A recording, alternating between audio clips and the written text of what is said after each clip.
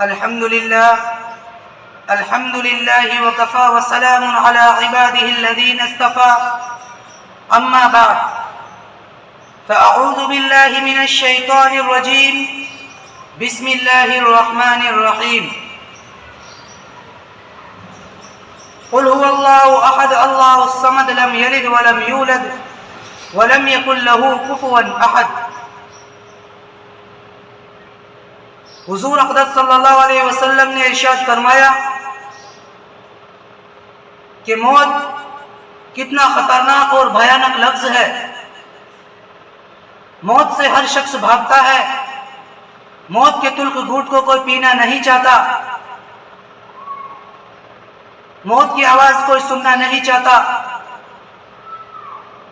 موت جو ایک ایسی حقیقت ہے، مگر کون ہے جو اس حقیقت سے آنکھیں ملا سکے؟ کس میں اتنی ہمت ہے کہ موت کا نام سنے اور اس کے بدن میں جھرجھری تاری نہ ہو؟ موت کو کوئی بھی اپنے قریب آنا بالکل پسند نہیں کرتا، لیکن موت پھر بھی ہر ایک کے پاس آتی ہے، شاہ ہو یا غدا، لیکن موت پھر بھی ہر ایک کے پاس آتی ہے۔ کبھی دبے پاؤں آتی ہے تو کبھی اعلان کرتی ہوئی آتی ہے۔ موت کا تلخ جام ہر ایک کو پینا پڑتا ہے، چاہے اس کو پینا گوارا کرے یا نہ کرے۔ موت کے ساتھ کوئی زور زبردستی نہیں کر سکتا۔ موت کے خوفناک پنجوں سے زور آزمائش کسی کے بس کی بات نہیں، لیکن موت پھر بھی ہر ایک کے پاس آتی ہے، شاہ ہو یا غدا، آقا ہو یا غلام، قوی ہو یا طاقتور، ضعیف ہو یا کمزور، مکان و محل میں رہنے والا ہو یا گھاس پھوس کے جھوپڑ پٹی میں رہنے والا ہو، موت کا ہر ایک کے ساتھ ایک سا حکم رہتا ہے۔ موت کی گرفت سے کوئی آزاد نہیں، موت سے کوئی نہیں بھاگ سکتا۔ قرآن میں اللہ تعالیٰ کہتا ہے قُلْ إِنَّ الْمَوْتَ الَّذِي تَفِرُّونَ مِنْهُ فَإِنَّهُ مُلَاقِيكُمْ ثُمَّ تُرَدُّونَ إِلَى عَالِمِ الْغَيْبِ وَالشَّهَادَةِ فَيُنَبِّئُكُم بِمَا كُنتُمْ تَعْمَلُونَ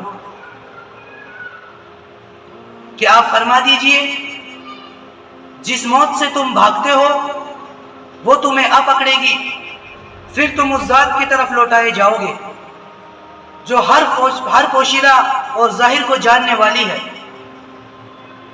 پھر وہ تم کو تمہارے دنیا میں کیے ہوئے انجامات بتائے گی۔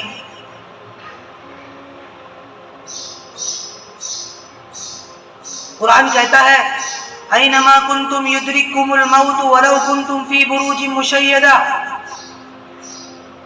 تم جہاں کہیں بھی رہو موت تمہیں آ پکڑے گی، اگرچہ تم مضبوط قلعوں کے اندر بند کیوں نہ ہو، مضبوط محلوں کے اندر بند کیوں نہ ہو، موت تمہیں پھر بھی آ پکڑے گی۔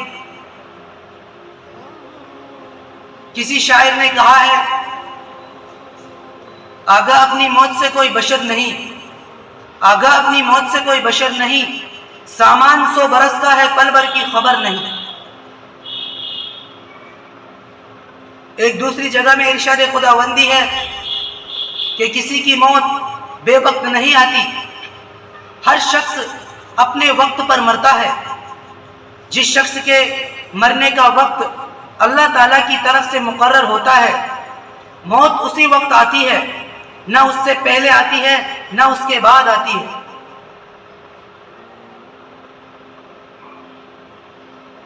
قرآن میں اللہ تعالیٰ کہتا ہے وَلِكُلِّ أُمَّةٍ أَجَلٌ فَإِذَا جَاءَ أَجَلُهُمْ لَا يَسْتَأْخِرُونَ سَاعَةً وَلَا يَسْتَقْدِمُونَ کہ ہر امت کے لیے موت کا ایک وقت مقرر ہے، جب ان کا وقت آ جاتا ہے تو نہ ایک ساعت آگے جاتا ہے نہ ایک ساعت پیچھے۔ قرآن کہتا ہے وَمَا كَانَ لِنَفْسٍ أَن تَمُوتَ إِلَّا بِإِذْنِ اللَّهِ كِتَابًا مُؤَجَّلًا، اللہ کے حکم اور اللہ کے فیصلے کے بغیر کوئی مر نہیں سکتا۔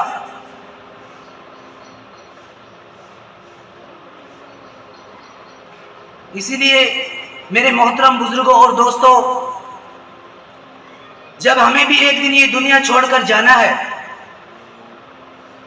تو ہم اس دنیا کی رنگینیوں میں کیوں دل لگائے؟ اس دنیا کی تاریکیوں میں کیوں دل لگائے؟ یہ دنیا ایک دھوکہ ہے. اس دنیا کے دھوکے میں نہ آنے والے لوگ ہی حقیقت میں دانا اور سمجھدار ہے، اور جو اس دنیا کے دھوکے میں پڑ گئے، اس دنیا کی رنگینیوں میں کھو گئے، اس دنیا کی تاریکیوں میں پھنس گئے، ان سے بڑھ کر نادان اور ناسمجھ کوئی نہیں. ان سے بڑھ کر نادان اور ناسمجھ کوئی نہیں. موت کو ہمیشہ یاد رکھنے والا دنیا کی رنگینیوں میں نہیں کھو سکتا، دنیا کی تاریکیوں میں نہیں کھو سکتا. اور ہم سب کو چاہیے کہ ہم سب کو موت کو ہمیشہ یاد کرتے رہنا چاہیے. موت کی یاد کے لیے قبرستان جانا چاہیے اور سوچنا چاہیے کہ ایک دن ہمیں بھی اسی مٹی میں آنا ہے اور آ کر اسی مٹی میں دفن ہونا ہے.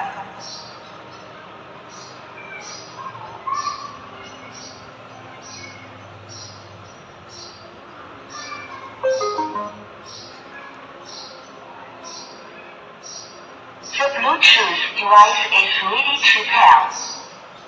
آ کر اسی مٹی میں دفن ہونا ہے.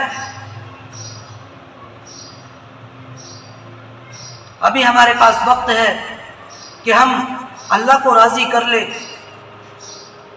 اپنے گناہوں کی توبہ کر لے، موت سے پہلے مرنے کی تیاری کر لے.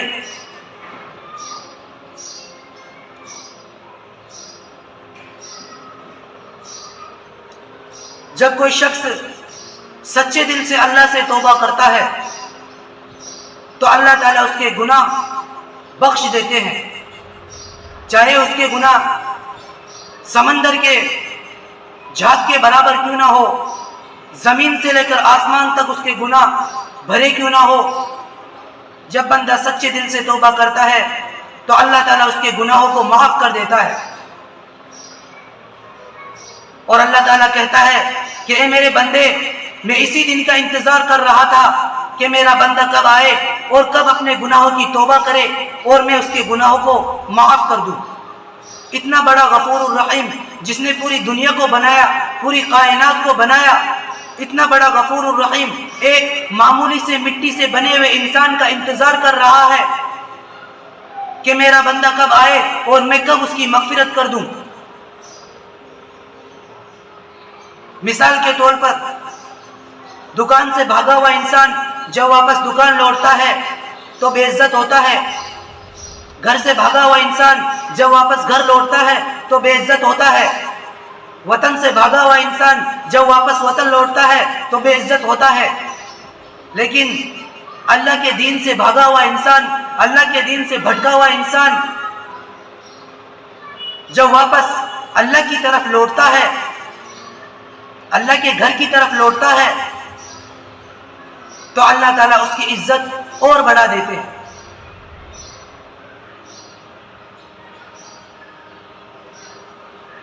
ہم سب کو موت کی تیاری کر لینی چاہیے. آج مسلمانوں کے حالات خراب ہیں. مسلمان در در کی ٹھوکریں کھاتے پھر رہے ہیں. یہ ہمارے اعمالوں کی وجہ سے ہے. انما الاعمال بالنیات، عمل کا دار و مدار نیت پر ہے. جیسے ہمارے اعمال ہوں گے جیسے ہماری نیت ہوگی ویسے اللہ تعالیٰ فیصلے فرماتا ہے.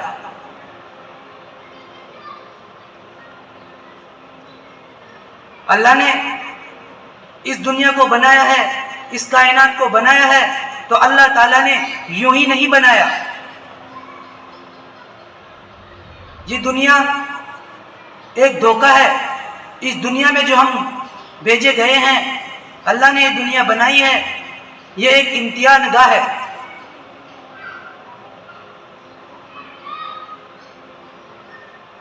اللہ نے خود روزی کا وعدہ فرمایا کہ تم نمازوں کو ان کے اوقات پر ادا کرتے رہو، روزی میں عطا کروں گا. خشوع و خضوع کے ساتھ 5 وقت کی نماز پڑھو، اللہ تعالیٰ نے خود روزی دینے کا وعدہ فرمایا ہے۔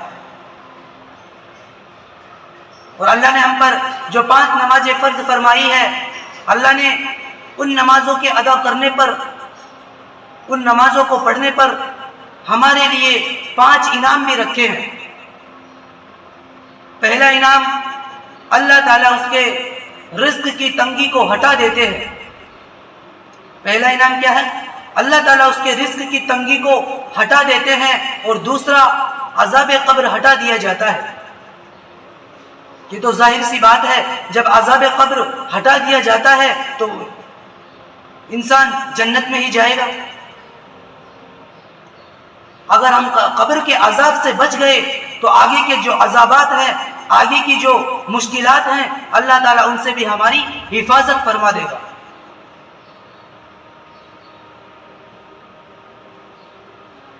اور تیسرا، نامہ اعمال دائیں ہاتھ میں دیا جائے گا،